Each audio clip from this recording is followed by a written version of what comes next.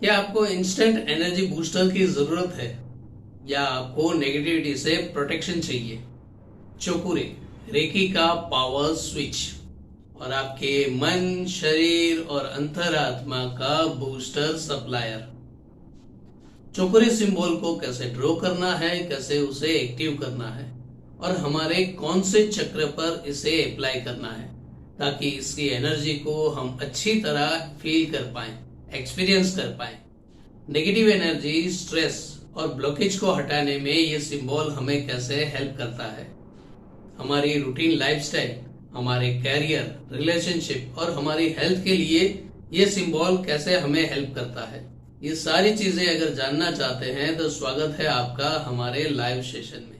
सिर्फ चोकुरे नहीं पर 40 से भी ज्यादा सिंबल की लाइव प्रैक्टिकल प्रैक्टिस शुरू होने वाली है।